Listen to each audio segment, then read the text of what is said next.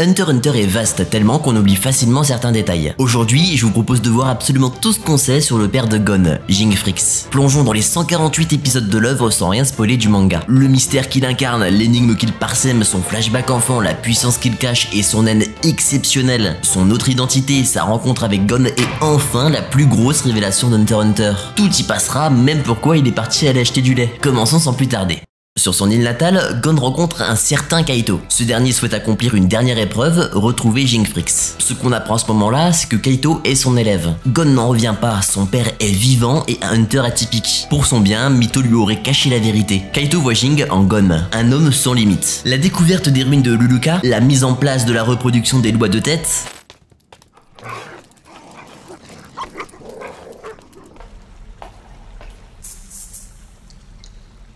Hmm? お前、こいつらと一緒に暮らしてんのか。面白いな。ジンさんが言うには、いいハンターってやつは動物に好かれるそうだ。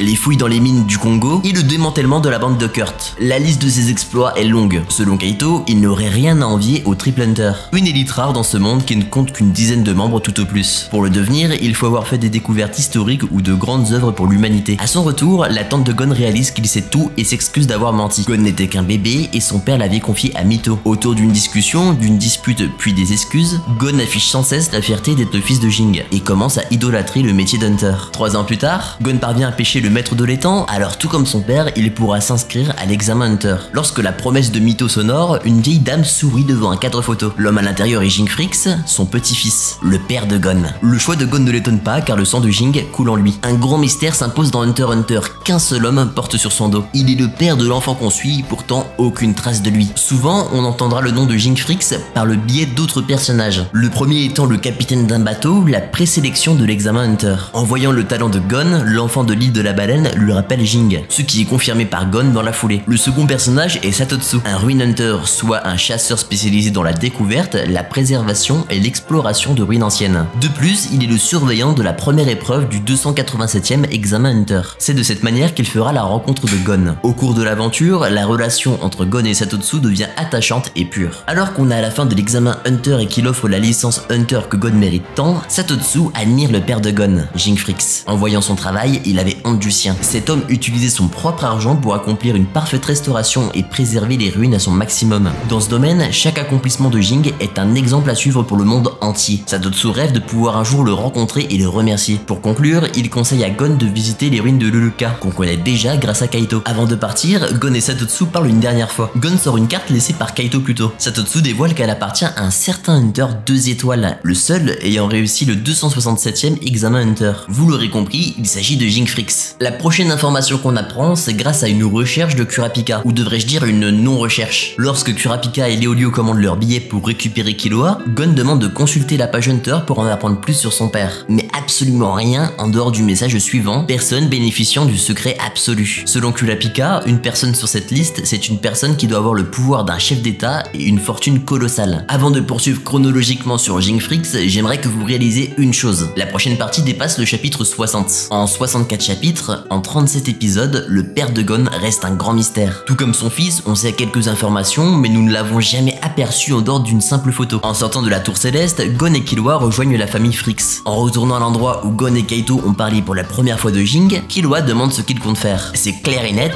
Gon souhaite rester ici un petit mois, mais surtout commencer à réellement chercher son père à partir de Yorkshire City. Il ajoute qu'avant de rencontrer Kaito, on lui avait dit que ses parents étaient morts dans un accident de voiture. Il sait que c'est faux pour son père mais suppose que c'est vrai pour sa mère. Et puis Mito l'a élevée comme si elle était sa mère. À ses yeux, c'est ce qu'elle est vraiment du coup. Alors il ressent pas le besoin d'en savoir plus. Le matin suivant, en voyant que Gon est décidé à chercher son père, et pas qu'à moitié, Mito pose une boîte sur la table. Cette boîte appartient à Ging Fricks, confiée à la tante de Gon avec la consigne suivante: elle doit donner cette dernière à Gon une fois devenu Hunter. Mito s'apprête à dévoiler tout ce qu'elle sait sur Ging. Pour commencer, Mito et Ging sont cousins. Enfant, elle tentait de le suivre mais avait l'impression de le voir uniquement de dos. Ging passe son examen Hunter peu avant d'avoir 12 ans. Avant de quitter l'île, il confie quelque chose qu'il veut savoir par-dessus tout. Sans savoir ce dont il s'agit, sans même s'être disputé, Ging Jing quitte à l'île. C'est la dernière fois que Mito voit le père de Gon. Et nous, c'est la première fois qu'on le voit en dehors d'une photo. Petite parenthèse sur la famille de Mito et Jing. Celle qui regardait la photo au début de l'œuvre est une grand-mère qui rentre dans une pièce durant la conversation. Elle dévoile que Jing est le fils unique de son premier enfant et que Mito est la seule fille de son second fils. Quand Mito disait à Gon que ses parents étaient morts dans un accident de voiture, elle parlait en réalité des siens. Je m'égare pas, ça touche indirectement l'histoire de Jing Frix. Selon Mito, le père de Jing aurait suivi son fils en secret et aurait disparu en mer. Fin de la parenthèse, continuons. Concernant la mère de Gon, on ne sait absolument rien. Quand Jing est réapparu 10 ans plus tard, il portait Gon. La première phrase qu'il dit est « Tu voudrais pas t'occuper de cet enfant ?» en ajoutant que la mère de Gon et lui se sont séparés. Mito pleurait de toute son âme, elle n'en revenait pas et voulait plus voir Jing ici. Pensant que Jing n'était pas apte à être père, elle prit la garde de Gon. Et quand on prend tout le contexte actuel, comment ne pas aller dans son sens? Bref, c'est à son retour que Jing a confié cette boîte à sa cousine. Enthousiasme, Gon veut en savoir davantage sur son père. Comment était-il enfant? Mito suivait sans cesse Jing, mais il disparaissait à chaque fois. Mito était seul, perdu au milieu de forêts et de montagnes, et malgré que le village entier cherchait cette petite fille, seul Jing finissait par la retrouver avant tout le monde. Ce scénario était tellement redondant. Le lendemain, Gon ramène la boîte à Killua. Il tente absolument tout en vain. Mais qu'est-ce que Gon n'avait pas avant d'être Hunter? Le naine. Au contact de son naine, la boîte explose pour laisser place à une seconde boîte. Une boîte dans une boîte. Le système est identique au feat de Wing. Le naine brise quelque chose. Gon insère sa carte Hunter et découvre le contenu de cette boîte. 3 objets, une bague, une cassette et une carte ROM. Gon et Killua lancent la cassette et entendent pour la première fois la voix de Jing. Salut Gon, tu es donc toi aussi devenu Hunter? Maintenant, il y a une question que je vais te poser. Veux-tu me rencontrer? Si oui, écoute la suite de cette cassette. Sinon, il te suffit de presser la touche arrêt. C'est donc oui. Je te pose donc une autre question et tu dis terminé. Les Hunters vivent de manière très égoïste. Ils sont prêts à tout abandonner ce qu'ils ont pour obtenir ce qu'ils veulent. Si tu penses, si c'est possible, j'aimerais te rencontrer, inutile d'écouter la suite de la cassette. Je te laisse 1 minute. Gon réfléchit sans rien dire, la cassette reprend.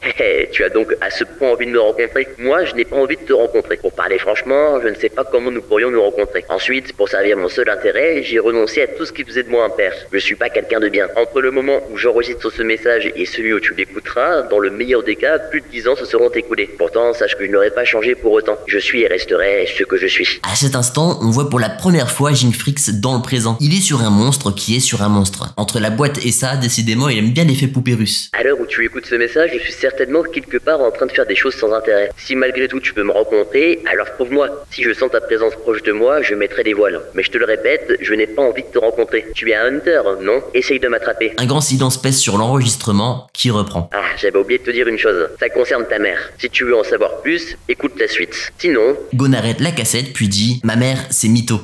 Une aura entoure la cassette et le naine de Jing Frix, présent depuis plus de 10 ans, rembobine cette dernière et écrase l'enregistrement. Une barrière de naine est également présente, rejetant les attaques de Killua. Un plan parfait et une puissance inégalée du début à la fin. Un objet peut cacher quelque chose de plus grand. Le troisième objet aura son rôle à jouer. Si c'est le cas de cette cassette, qu'en est-il du second objet? Une carte ROM pour Joystation. Et vous connaissez très bien ce qu'elle contient car c'est à la fois un énorme jeu vidéo et à la fois un arc entier d'Hunter x Hunter. Et oui, il s'agit de Grid Island. Tout est anormal concernant Grid Island. Il est gros, introuvable en magasin ou d'occasion, spécialisé pour les hunters, coûte 5 milliards et 800 millions de génisses, est vendu à 100 exemplaires, n'est pas réédité et la société n'existe plus. Le néant. Je vous passe des dizaines de chapitres pour arriver à l'arc Grid Island. Quand Gon entre à l'intérieur du jeu et après s'être présenté à Etta, une créatrice de Grid Island, un second message de son père l'attend. Félicitations Gon, tu es dans le jeu que mes camarades et moi avons conçu. J'espère que tu vas bien t'amuser. Si tu es venu ici en pensant trouver des indices qui pourraient te conduire à moi, tu risques d'être déçu. Je voulais simplement que tu vois le jeu dont mes amis et moi sommes fiers. Quelle que soit la raison qui t'a conduit ici, tu ne pourras pas sortir à moins de trouver un certain objet. Amuse-toi autant que possible. Jing est donc l'un des créateurs de Grid Island. Plus tard, Gon et Killua rencontrent Bisky. En écoutant l'objectif de Gon, qui mentionne son père, une scène lui revient. Netero décrit Jing Frix comme l'un des 5 plus puissants utilisateurs de naines au monde. On commence à comprendre qui il est. Pour rappel, Jing est un Hunter 2 étoiles qui pourrait en avoir une supplémentaire, soit le maximum. Et justement, Bisky est un Hunter au même rang que Jing. Pendant l'entraînement de Gon, elle reconnaît que le programme est parfait pour devenir fort. Mais surtout, elle pense qu'il est probable que l'unique but de Jing est d'entraîner son fils pour qu'il devienne un homme fort. Passons à un autre personnage et l'un des maîtres du jeu, Razor. Lorsqu'il comprend que Gon est le fils de Jing, une aura meurtrière l'entoure. Pourquoi? Parce que Jing en personne lui aurait demandé d'y aller franchement lorsque Gon viendrait. Au cours de ce match de balle aux prisonniers, il ajoute que Jing peut être fier de la force de son fils. Avant de partir, Razor souhaite répondre aux questions de Gon concernant Jing. Et voici ce qu'on apprend. différent. Déjà, Jing n'est pas sur Grid Island. Razor était un criminel ayant commis de nombreux meurtres, et Jing Fricks est l'homme ayant mis fin à cela. Après la casse prison, le père de Gon envoie Razor à l'intérieur de Grid Island. C'est alors qu'un flashback débute entre Razor et Jing. Le père de Gon l'avertit que son fils viendra à Grid Island tôt ou tard, et qu'il souhaite que Razor l'affronte sans retenue. Bien sûr, la confiance de Jing envers Gon est totale. Razor n'en revenait pas. Jing était comme un enfant. En parlant du projet Grid Island, il parlait de recruter des prisonniers spécialement pour que son fils les affronte. Dans le présent, Razor dit à Gon de retrouver son père. Quand Gon termine Grid Island, il rencontre Dwayne et List, deux maîtres du jeu, créateurs de ce dernier et amis du père de Gon. Tout comme Razor, Dwayne dit qu'aucun indice sur Jing est présent dans Grid Island. On apprend que Grid Island contient une initiale de chaque créateur, au nombre de 11. Donc la première lettre, c'est le G de Jing Fricks. Il est le créateur principal. Comme les précédents personnages, Dwayne s'apprête à parler de Jing. Et c'est pas la même. Il trouve Jing ignoble. Le réel nom de Dwayne s'écrit comme ça. Il en avait marre que tout le monde pensait que son nom commençait par un D. Alors, Jing le rename littéralement Dwayne en supprimant la première lettre, le W. Ça colle au nom du jeu comme ça. Une minute plus tard, avec un téléphone et un PC, son nom a officiellement changé à cause de Jing. Ou grâce à Jing, car depuis ce jour, la chance est de son côté. Après avoir sélectionné les 3 cartes qu'ils peuvent conserver dans le monde réel et d'avoir quitté Grid Island, le gros cerveau de Gon indique 4 kilos sur la balance. Je vous épargne la manipulation, mais Gon obtient la carte accompagnement. Avec une formule, elle permet au joueur et à son entourage présent dans un rayon de 20 mètres d'être téléportés dans un lieu indiqué. Les deux conditions, les joueurs doivent s'être déjà rencontrés et Gon doit avoir déjà visité ce lieu. Gon explique que sans avoir été le premier à entrer dans le jeu, il n'aurait probablement pas eu les mêmes convictions. Ensuite, c'est Golainu qui est entré. En arrivant, Gon était le seul au point de départ. Le joueur qu'il aurait dû rencontrer était Golainu. Sauf qu'en regardant le classeur, il avait déjà rencontré quelqu'un avant lui, un certain Nig. Toujours selon Gon, il est très possible que lorsqu'il était bébé, il soit venu à Grid Island avec son père. Quant à Bisky, elle pense que Jing voulait que son fils devienne assez fort pour terminer le jeu, s'il tenait vraiment à le revoir au point d'être prêt à tout abandonner. Elle demande à Gon quelle sera la première chose qu'il fera en le rencontrant. La réponse de Gon, lui présenter son meilleur ami Killua pardi. En attendant que Gon présente Killua à Jing, je vous présente ce magnifique bouton qui vous permet de vous abonner si ce n'est pas déjà fait, ainsi que ce petit logo qui vous permet de me soutenir gratuitement, merci à celles et ceux qui le feront. Bon, il est l'heure de rejoindre ce fameux Nig en quittant Grid Island avec la carte accompagnement. Il ne rencontre pas Jing, mais Gon connaît l'homme qui est devant eux, Kaito. Il explique que par le passé, Jing l'a conduit à l'intérieur du jeu. Il est possible que le père de Gon était sous un faux nom. Il ne s'en souvient peut-être pas, mais ça ne l'étonnerait pas pour autant. Un flashback montre de nouveau pourquoi le plan de Jing est parfait et que c'est lui qui tire les ficelles. Le père de Gon programme Grid Island en ajoutant: si Gon se sert de force magnétique, tu l'envoies vers moi. S'il utilise accompagnement, tu l'envoies vers Kaito. En gros, Jing veut rencontrer son fils s'il vient seul avec force magnétique. Mais s'il vient avec des amis, c'est qu'il manque de caractère et dans ce cas, il ne veut pas le rencontrer. Avant d'accepter la demande de Jing, Elena dit qu'elle ne comprend pas en quoi le fait que Gon vienne avec des amis prouve un manque de caractère. En posant la question suivante: s'il ne vient pas seul, tu te sentiras gêné? Jing l'est à son tour et s'énerve. Dans le présent et lors d'une discussion autour d'un feu de camp, Kaito dévoile qu'il a enfin retrouvé Jing et qu'il peut désormais être un bon hunter. Il demande à Gon s'il veut savoir où est son père. Gon choisit la bonne réponse, il veut le trouver par lui-même. C'est avec Grid Island qu'on commence à capter qui est vraiment Jing Fricks. Mais allons plus loin,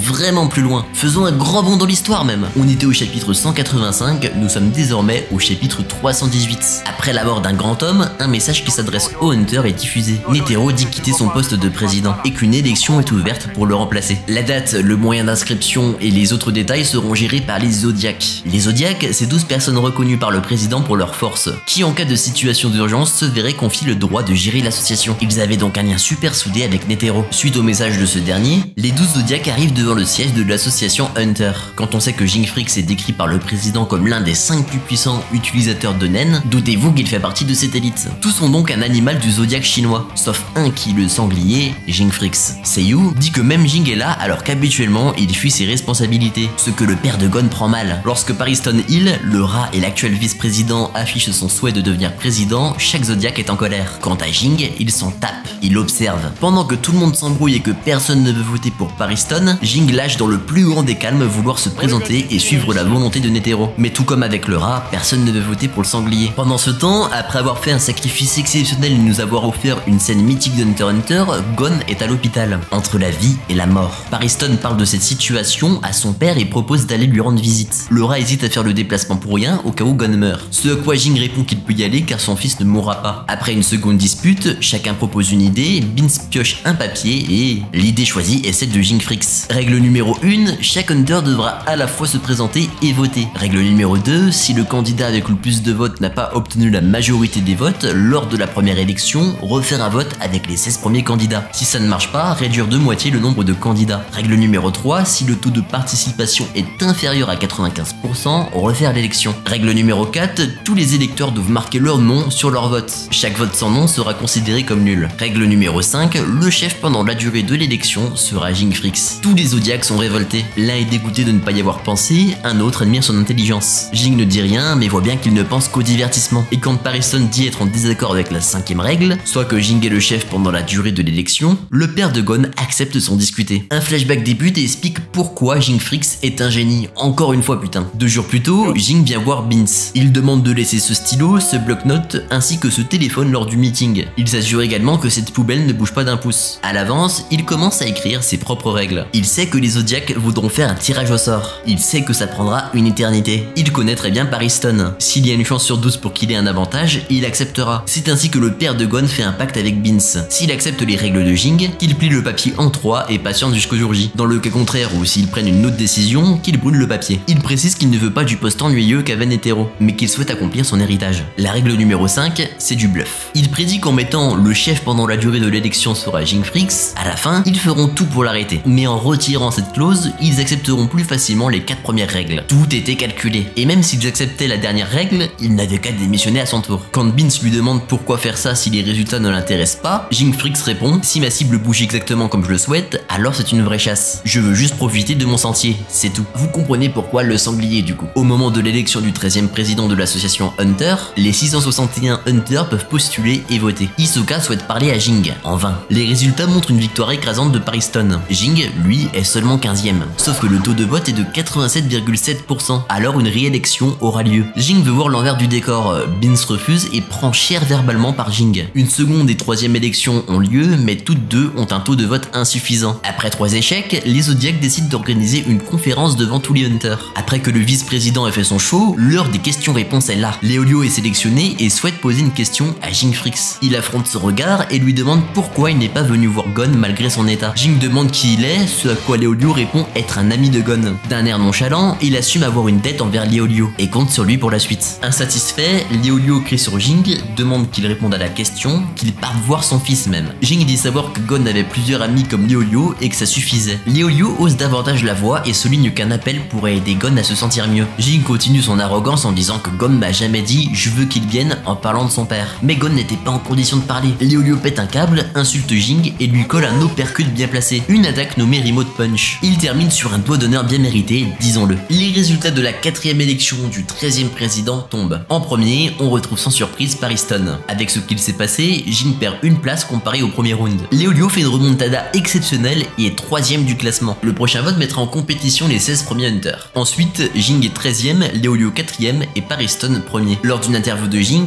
il utilise une peluche panda sans rien dire. Avant de partir, Ging croit Shiddle. Elle sait que Ging s'apprête à partir et donc il s'apprête à abandonner l'élection et son fils. Ging est en colère contre Binz qui ne sait pas garder un secret. Il avoue s'être bien amusé, que de toute façon c'est bientôt terminé. Il ajoute que Léolio est intéressant. Après avoir décrypté la pensée et l'envie de gagner de Shiddle, comme un livre ouvert, cette dernière demande conseil au père de Gon. Enfin, surtout comment battre Pariston. Ging Fricks met à profit son analyse. Pariston ne pense pas à la défaite, pas à la victoire. C'est pourquoi il est si puissant. Quant à Shiddle, elle est trop prévisible. Ging devine absolument tout et c'est pareil pour Pariston qui maîtrise comme il veut Shiddle. Ging dit qu'il est inutile de lui dire quoi faire car comme d'habitude elle ne coûtera rien. Mais il accepte d'expliquer ce qu'il se passera si le jeu continue de cette manière. Shiddle et Pariston seront les derniers après cette manche. Dans les prochains face-à-face, leurs places seront inversées et les choses continueront à stagner de cette manière. Pariston viendra à baisser le pourcentage de votes en contrôlant les Hunters temporaires. Il n'aura plus qu'à les faire s'abstenir de voter car il compte ni gagner ni perdre. S'amuser est son but, tout comme Ging est Netero. Il est le seul ayant hérité de l'essence de Netero. Shiddle est en colère car elle n'aime pas entendre ça et Ging enchaîne avec une révélation. Le jour où Netero s'est fait exploser, 100 énormes dirigeables de la compagnie se sont rendus à Goludo Est. Ils ont enlevé 5000 cocons hybrides laissés par les Chimera Ents. Cette armée peut utiliser le naine. Probablement éclos actuellement, Pariston compte jouer avec eux en créant un énorme terrain de jeu afin de s'y divertir. Selon Jin, le jour J est le jour du prochain examen Hunter. Pour le reste, c'est à elle de trouver car c'est un Hunter. Que le 8e round commence. Je vous passe complètement complètement la manipulation de Pariston, qui contrôle les émotions des gens et abuse des règles afin d'énerver un maximum d'adversaires. Alors qu'il admet son erreur, Gon apparaît au centre du public. Jing tire une tête de 15 pieds de long. La rencontre tant attendue est là. Sans dire bonjour, Gon s'excuse immédiatement pour la mort de Kaito et sa réincarnation en fille. Larmoyant, il débite en disant être le fautif de ce drame. Sans savoir comment s'y prendre, Jing demande à Gon de s'asseoir. Il calme son fils et clarifie la situation. En résumé, voici ce que Jing explique à Gon.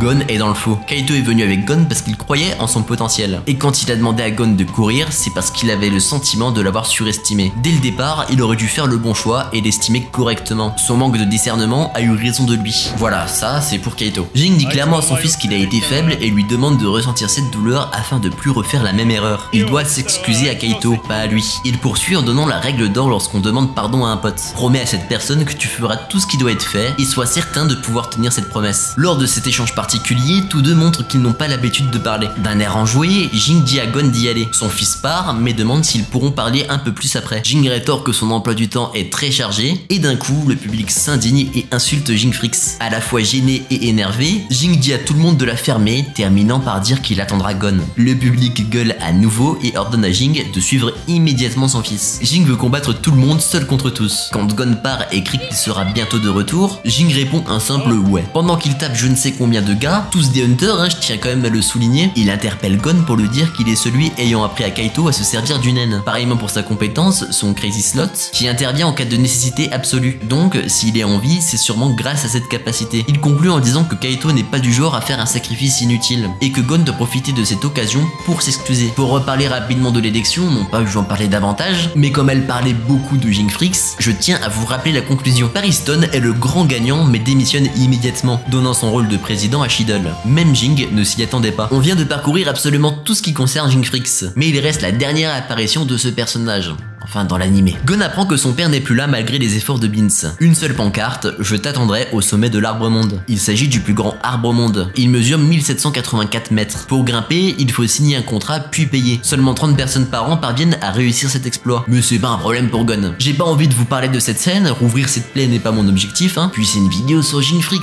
Bon, alors, l'employé dévoile que l'homme au sommet de l'arbre, soit son père, vient d'escalader l'arbre monde à main nue. C'est ce que Gon fait rapidement, en plus d'aider une personne. Au sommet, père et fils se retrouvent. Jing donne à manger à Gon, puis dit que 20 minutes doit pas être si mal pour une première montée de l'arbre monde. En admirant la vue avec son père, Gon lui demande après quoi il court. Jing Frix dévoile courir après quelque chose qui est hors de portée. À l'époque, il voulait devenir hunter pour accéder à un endroit qui l'intéressait, un endroit top secret, un tombeau royal. On disait que personne ne serait assez fou pour investir de l'argent dans un endroit qui ne rapporterait même pas un génisse. Une véritable opportunité pour Jing, qui une fois devenu hunter n'avait plus aucun souci d'argent. Alors âgé de 15 ans, il obtient une permission pour faire des fouilles et restaurer ce tombeau royal. 2 ans avant d'obtenir sa licence, il s'intéressait déjà au site archéologique. Il était à la recherche de 10 personnes intéressées uniquement par la vérité, en qui il pouvait faire confiance des yeux fermés bien sûr. Aujourd'hui, Jing est constamment à la recherche de quelque chose qu'il cherche, même si ça l'intéresse pas. En voyant la compréhension de son fils, il poursuit l'explication. Tous les gens qu'il a rencontrés via internet sont plus âgés que lui. Cadres, étudiants, ouvriers. Après leur avoir dévoilé son projet, ils ont commencé leur propre enquête et donné une partie de leur maigre salaire à Jing Frix. Mais le fait d'avoir réalisé son rêve n'était pas ce qui le rendait le plus heureux. Ok, il avait obtenu ce qu'il cherchait, mais ce qui surpassait ça, c'était de pouvoir voir le sourire de chaque membre. Depuis ce jour, ces gens donnent de leurs nouvelles à Jing. Comparé à tout ça, la vérité qu'il a découvert n'est qu'un bonus. Finalement, le plus important est arrivé avant son objectif principal. Et la plus grosse révélation d'Hunter x Hunter nous est révélée par celui qui apparaît dans un cadre photo lors de l'épisode 1, chapitre 1. Jing demande comment les gens d'en bas décrivent l'arbre sur lequel ils sont. Gon répond qu'il s'agit de l'arbre monde, le plus grand arbre au monde. Mais la vérité est tout autre. Cet arbre ne grandit plus, il ne consomme pas assez de nutriments. Un véritable arbre monde se développe au pied d'une montagne, s'éracigne dans le magma et surpasse alors l'atmosphère, devenant de plus en plus grand, à l'extérieur de ce monde. Quand Gon demande ce qu'il entend par ce monde, Jing parle de celui qu'il connaît. Les Ents que Gon et Netero avaient combattus sont en réalité des aliens provenant de cet endroit. Jing ajoute que c'est certain qu'il préfère garder le silence, les adultes ont peur de l'inconnu. Le monde d'Hunter x Hunter tel que nous le connaissons n'est qu'une infime partie du monde réel. Les élus provenant d'une certaine époque et d'un certain lieu ont consigné leur aventure de l'autre monde. Voilà l'objectif de Jing Frix, quelque chose qui lui est encore inconnu. Pour aller à l'extérieur, 4 choses sont nécessaires avant même de partir. Permission, habilité, licence et contrat. Jing n'a aucun des quatre, mais n'est pas pressé. Il finit en disant à son fils que si un jour il suit le même chemin que lui, qu'il en profite à fond, parce qu'il pourrait y trouver quelque chose d'encore plus important que ce qu'il cherche. Alors que le soleil part et que la nuit tombe, Gon donne la carte Double Hunter de Jing Frix. L'échange conclut enfin sur un vrai moment entre père et fils, tous deux racontent leurs anecdotes. Le manga laisse place à notre imagination, l'anime ajoute à moitié ce dont il parle. Gon évoque la cicatrice de son épaule ainsi que l'apport de la vérification du domaine Zoldyck. Et Jing évoque la découverte d'un tout petit cercueil. On imagine que la conversation était longue et surtout quel bonheur de voir Gon rigoler avec son père. C'est sur cette magnifique scène que nous voyons pour la dernière fois Gon, Jing et un épisode d'Hunter x Hunter tout court. Bon les refs, j'espère que vous avez apprécié cette vidéo. N'hésitez pas à me dire en commentaire quelle information sur Jing Frix qu'on a vu dans cette vidéo vous a complètement échappé. D'ailleurs, merci pour vos récents retours. Chaque commentaire m'enveloppe d'un bonheur, c'est indescriptible. On va se laisser là-dessus, c'était Kichi, j'ai que ça qu'à dire. Ciao.